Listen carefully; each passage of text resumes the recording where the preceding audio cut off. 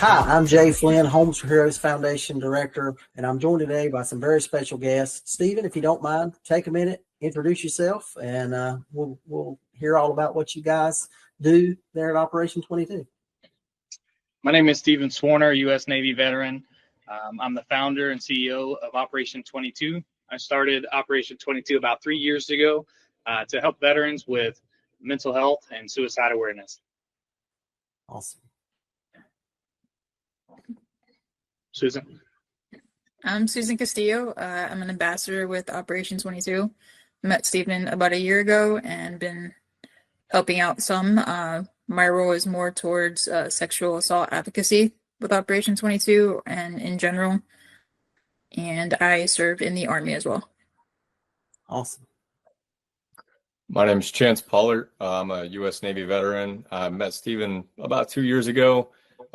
Worked with Operation 22 several times, and I do everything I can to spread the word of Operation 22 because I really believe what they do is really powerful. It impacted me in my life in multiple ways. That's awesome. And is Brittany still with us, Stephen? No. Okay. All right. So, guys, it's my honor.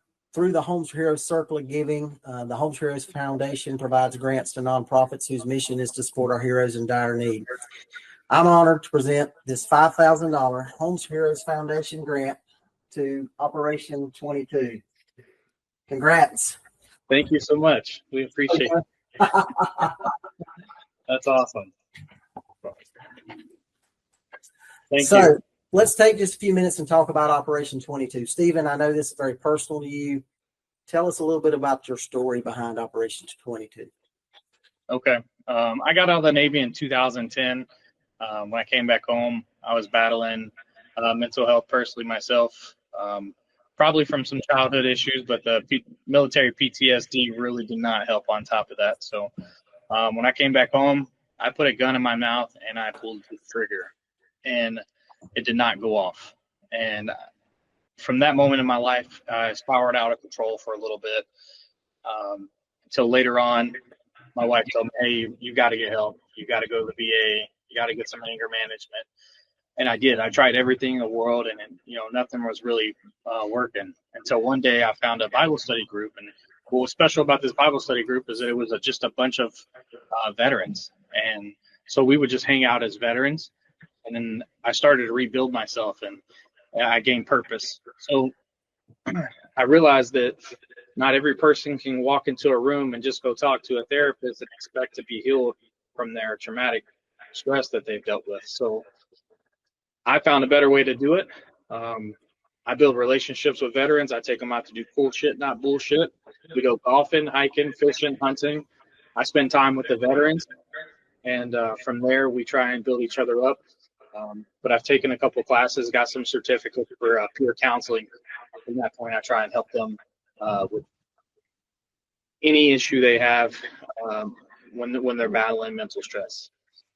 That's awesome. That's awesome. So you're also a Homes for Heroes mortgage specialist.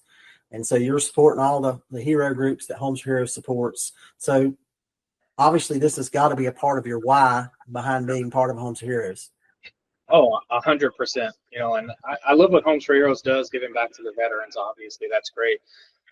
And then building a complete platform, for us to mobilize money to help veterans even more. So being able to partner with some of the real estate agents that you guys have on there has been great. I've got continued business through other real estate agents. I've built friendships with the veterans that I have helped. Obviously, you guys help other people too. You help, nurses, teachers, things like that. My caveat, obviously, is more towards the military, but I do enjoy working with everybody at the Homes for Heroes team. That's awesome. So, Chance, how did you get connected with Operation 22?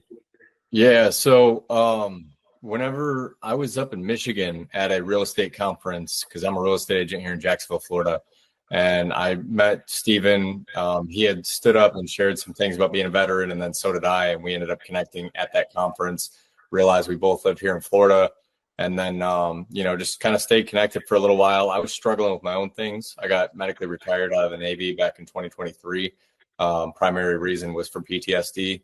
I had some things that I went through. So I stayed connected with Stephen. He, ended up just being a friend, you know what I mean? And somebody that I really needed in a moment. So we went golfing a few times, hung out, we also did some real estate together, and it was just a really good time in a spot that I needed it. So I kept, working with him. And then I realized at that conference, one of the things that he did was he had this wristband on his wrist and he just gave it to me. And that was one thing that, that I kept with me. And now I have him in my car. And whenever I got a veteran that I, know that's kind of maybe going through something, maybe even not, I give it to him, I'm like, hey, hold on to this and just keep this in mind. If you need anything, there's somebody that you can call. Absolutely. Absolutely. So Susan, you told us a little bit about what you do, but tell us a little bit more about how you support the Operation 22 mission and what you're doing there. Well, like I said, my main goal is advocacy for sexual assault victims. It's something that unfortunately is very prevalent in the military. 2024 alone, there was almost 8,200 reported cases. And that's just reported. There's a lot of it that goes unreported for different reasons. When I was in the Army, I joined straight out of high school in 2006. When I was about 19, I was myself sexually assaulted. I had seen others in my unit when they reported things, both male and female, how they were treated, the unwanted attention that comes with it. There's the stigma that comes with it. At that time, especially, there wasn't really too many resources or exactly how they didn't really know how to help us without it just being like, hey, we have a mission, get it together, deal with it, let's go. And that kind of, I think, is not the best approach for everybody.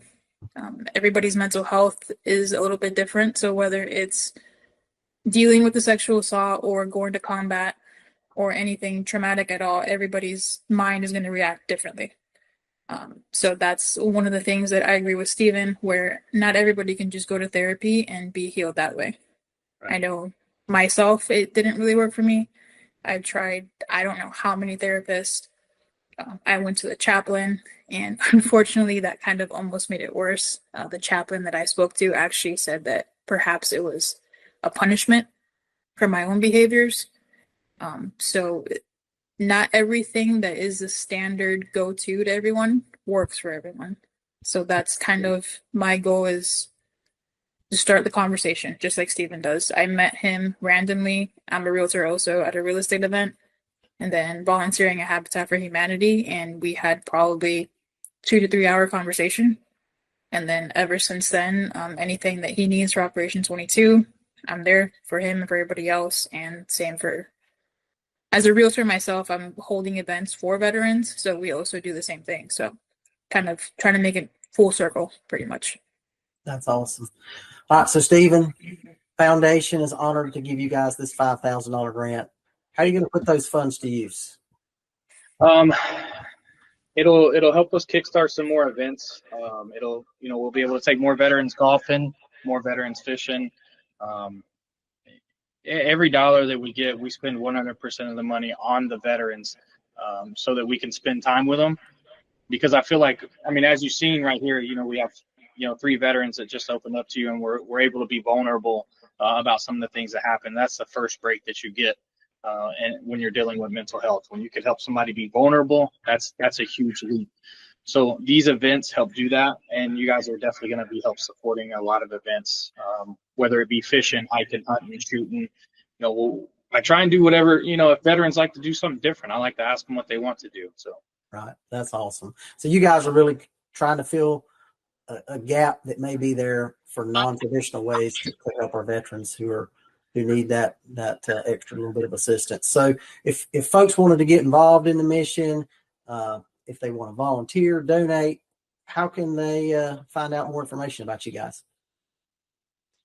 So they can go to our website. It's operation22.com.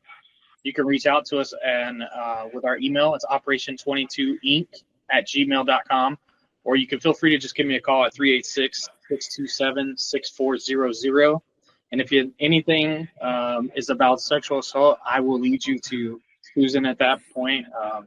I tend to be hands off on that one. Obviously, I can help you with the mental health part, but it's easier when somebody's been through something like that to have that type of consult. But those are the three ways you guys can get a hold of us. I will tell you right now, we have a huge goal for 2025. We're trying to get 10,000 people to donate just $10 a month so that we can have recurring revenue and eventually put this to a full-time thing. That's awesome. So you guys are doing great work to support our veterans. Thank you all for taking some time out of your day to join me today. For those that are tuning in, thanks for joining us to hear more about Operation 22 and its mission of service. You can get behind them at the website there that was mentioned and help them hit that $10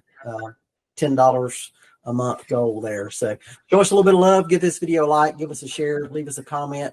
Tune in to future episodes to hear all about more nonprofits that the Homes for Heroes Foundation partners with across the country to help support our heroes in need. I hope everybody has a great rest of your day, and take just a minute and say thank you to a hero. Thanks, guys. Thank you. Thank you. Grants from the Homes for Heroes Foundation are made possible by the Homes for Heroes Circle of Giving and its network of real estate professionals who are committed to providing savings to hero groups such as firefighters, EMS, law enforcement, military, active and veterans, healthcare professionals, and teachers. To learn more about the savings available to heroes through Homes for Heroes, or to learn more about how the Homes for Heroes Foundation is helping heroes in dire need, visit homesforheroes.com.